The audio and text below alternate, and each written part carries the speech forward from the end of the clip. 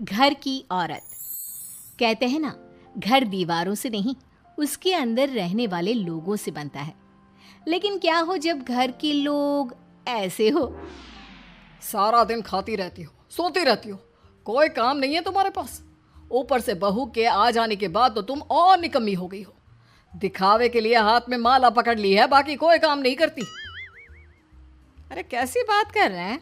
अब तो बहू आ गई है, अब तो मेरी बेइज्जती करना बंद कर दीजिए। जैसे तैसे मेरी तो जिंदगी कट गई गालियां खा खा कर। अरे उस बेचारी को तो छोड़ दीजिए। तभी बेटे के जोर जोर से चिल्लाने की आवाज आती है। कहा था ना तुमसे रिजाइन कर दो, क्यों नहीं किया? और ये पर्स लटका कर कहाँ निकली? चलो कमरे में काम करो घर का। बहू बेटे की लड़ाई सुनकर सास ससुर बाहर आ जाते हैं। सामने खड़ी होती है नई नवेली बहू रीमा। देख लीजिए माँ जी, शादी से पहले तो मेरे माँ पापा के सामने कहा था कि शादी के बाद नौकरी करने देंगे, लेकिन अब क्या कह रहे हैं? तो तुम माँ जी को क्यों बोल रही है बहू? तब उसका मन रहा होगा, अब नहीं है। पर पिताजी, उसके मन से मेरा करियर तो नहीं चल सकता ना। ससुर को बहू की बात पर गुस्सा आ जाता है। वो बेटी की तरफ देखता है। पापा से जबान लड़ाती है, रुक। ये बोलकर वो पत्नी को खींचकर कमरे में ले जाता है और बंद कर देता है। ये सब देखकर सास दुखी हो जाती है। पति के जाने के बाद सास बेटे से कहती है, देख बेटा, अब जमाना कुछ और है। तेरे पिता ने घर में औरतों की कद्र नहीं की, लेकिन तू ऐसा ना बन। शहर की समझदार पढ़ी लिखी लड़की से शादी की है तूने, उसका ख्याल रखा कर, तमीज से पेश आया कर। जा, बहू को कमरे से बाहर ले आ। लेकिन बेटा नहीं मानता और बहू कमरे में सारा दिन बंद रहती है। शाम को बेटा बाहर जाता है कि सास चाय और बिस्कुट लेकर बहू के कमरे में जाती है। बहू बेटा ये ले, चाय पी ले। रो रो कर कैसी शक्ल बना ली है बेटा। माँ जी, ये कैसे लोग हैं? आप कैसे मैनेज कर रही हैं? ऐसे थोड़ी ना होता है माँ जी। घर की औरतों को तो पिताजी और ये इंसान समझते ही नहीं।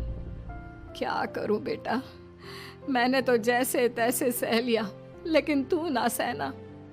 दोनों बात कर ही रहे थे कि ससुर आ जाते हैं। अच्छा, तो अब बहू को भड़का रही हो? बहुत दिन हो गए मार खाए, अब क्या बहू के सामने खाओगे? जाओ यहाँ से, और जरूरत नहीं है ज्यादा इस लड़की को सर पर चढ़ाने की, समझी? बहू को ससुर की बात पर गुस्सा आ जाता है, लेकिन वो कुछ नहीं कहती। आए दिन बहू देखती है कि कैसे उसकी सास और उसके साथ उसका ससुर और पति गंदा व्यवहार करते हैं। फिर एक दिन, ये क्या बनाया है? खाना बनाना नहीं आता क्या? ये बोलकर वो खाने की भरी सारी थाली फेंक देता है। अरे बेटा कोई बात नहीं, शांत हो जा, मैं अभी बाहर से कुछ मंगवा देता हूँ। हाँ पापा, ऑर्डर करिए। ऐसे खाने से तो पेट भरने से रहा। वैसे खाना तुमको बनाना आता नहीं और बाहर जाकर नौकरी करना चाहती हो। अरे तुम जैसे को तो पूछते भी नहीं है बाहर। बहू को पति की बात पर गुस्सा आता है, तभी सास बोल पड़ती है। तेरे से ज्यादा पढ़ी लिखी है, वो तो तूने इसे कहा था कि तू नौकरी करने देगा तो तुझसे शादी कर ली, वरना ना ही करवाते इसके माँ बाप तुझसे शादी इसकी। और कमाती भी ये तेरे जितना ही है बेटा। बहू हैरान रह जाती है कि जो सास खुद के लिए एक बार भी खड़ी नहीं हुई, वो उसके लिए बेटे को भी भला बुरा सुना रही है। उसकी नज़र में सास की इज्जत और बढ़ जाती है। वो सास को देखकर ये सब सोच ही रही थी कि उसके कान में एक जोर से चांटे की आवाज आती है। किसको किसको मार पड़ी? वो देख ही रही होती है कि उसकी नज़र जमीन पर बैठी सास पर पड़ती है। अभी तो धीरे से मारा, फिर जुबान खोली ना तो ऐसा मारूंगा कि कान के पर्दे फट जाएंगे। सास रो रही थी। बेटा और पति वहां से चले जाते हैं। पिताजी अच्छा किया माँ को जोर का चांटा लगाकर। आगे से जबान खोलने से पहले 4 बार सोचेंगी। बड़ी आई। दोनों हंसते हुए वहां से निकल जाते हैं। बहू सास को उठाती है और पानी देती है। मैंने ये दिन रोज देखे हैं बहू, लेकिन तू नहीं सहना। तू अपना जीवन अपने अनुसार जीना। शादी के वक्त मैंने तेरी माँ से बात करने की कोशिश की थी, उन्हें बताया था, लेकिन वो नहीं मानी। बहू सास को पकड़कर रोने लगती है। वो इसलिए नहीं मानी क्योंकि वो मेरी सगी माँ नहीं है। माँ जी, जिस तरह से आप मेरे लिए खड़ी हुई हैं ना, मेरी माँ भी नहीं हुई। बेटा मैं तेरा भला चाहती हूँ, तू नौकरी इस घर में रहकर तो नहीं कर पाएगी, एक काम कर, इस घर से चली जा, पैसे कमा और खुश रह। माँ जी, हो सकता है कल तक मैं आपके इस फैसले को मान जाती, लेकिन आज नहीं। माँ जी, आप यहाँ इस नर्क को झेले और मैं आपको छोड़कर चली जाऊं? नहीं, कभी नहीं। अगले रोज, सुनिए, वो क्या है ना, मुझे कुछ कपड़े और गहनों की ज़रूरत है, तो ज़रा पैसे दीजिए ना। अब आप घर के मर्द हो तो पैसे तो आपसे ही मांगूंगे ना, बुरा तो नहीं लग रहा ना आपको? नहीं नहीं, बुरा क्यों लगेगा, ये लो कार्ड, कर लेना शॉपिंग। अगले रोज, बिजली का बिल आया है 10,000 का, भर दीजिएगा। इतना बिल कैसे आ गया? बेटा वो क्या है ना, सारा दिन बहू घर में रहती है तो कमरे में एसी और टीवी चलता रहता है। अब कम से कम बाहर जाए तो 4 पैसे कमा कर लाए, लेकिन हम लोगों को थोड़ी ना औरत की कमाई खानी है, वो तो मर्द ही करता है ना। पति पर्स देखता है और फिर हाँ माँ, ठीक बोल रही हो, खैर चलता हूँ, ऑफिस का वक्त हो गया है। पति ऑफिस से पिता को फोन करता है। पापा, घर के खर्चे तो बढ़ते ही जा रहे हैं, ऊपर से महंगाई आप देख रहे हैं। मैं सोच रहा हूँ क्यों ना मीना को नौकरी के लिए हाँ कर दूँ, 4 पैसे ही लाएगी ना घर में।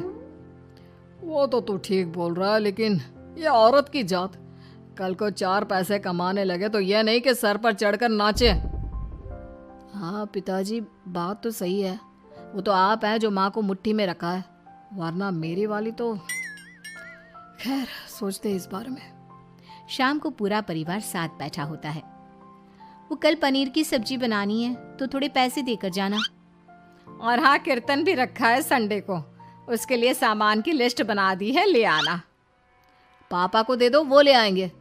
अरे पापा कहाँ से ले आएंगे, मेरे पास नहीं है पैसे वैसे। लो, पैसे ही नहीं है? मेरे पापा की जेब तो हमेशा नोटों से भरी रहती है। बेटा, लक्ष्मी को जो पूजता है ना, उसके पास लक्ष्मी रहती है। जो घर की औरतों को मारे पीटे, वो भला कैसे लक्ष्मी का लाभ ले सकता है? वाह वाह, क्या बात है, तो जबान खुल रही है तुम्हारी। लगता है भूल गई पुरानी मार और डांट, क्या?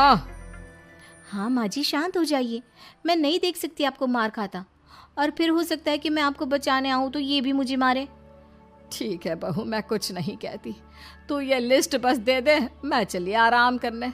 फिर अगले रोज, सुनिए जी, वो मायके जाना है, वो क्या है ना, शादी के बाद से गई नहीं, तो ट्रेन की टिकट बुक करवा देना। तो मैं भी तो साथ जाऊंगा ना तुम्हारे। तो ठीक है, फिर फ्लाइट की ही टिकट करवा दीजिए। वो क्या है ना, अच्छा थोड़ी ना लगता है, आप पहली बार मेरे साथ जा रहे हो और हम ट्रेन से चले, ठीक है ना? पति ऑफिस जाता है, जहाँ उसका दोस्त कहता है, अरे क्या हो गया यार, परेशान सा दिख रहा है, तेरी तो नई नई शादी हुई है, भाभी परेशान कर रही है क्या? अरे नहीं यार, तू तो जानता है थोड़ी सी कमाई में घर चलाना मुश्किल हो रहा है, तू कैसे मैनेज करता है यार? कैसे क्या यार, तू जानता है ना मेरी बीवी रिया को, वो टीचर है, फिर घर में ट्यूशन करती है, साथ में बच्चे भी पढ़ लेते हैं।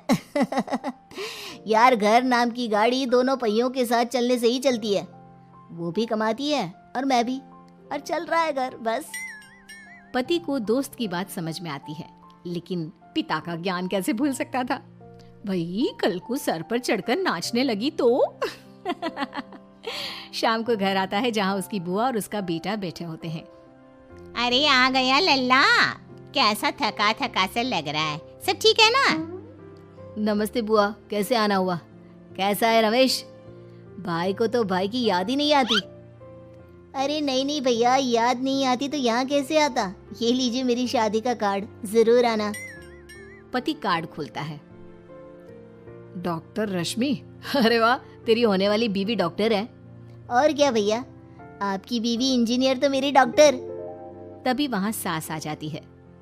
अरे जब घर में ही बिठाना है बेचारी को, तो काहे का इंजीनियर है, तो काम वाली ही, घर का काम करती है और आराम। इतनी पढ़ी लिखी लड़की को घर पर क्यों बिठा रखा है?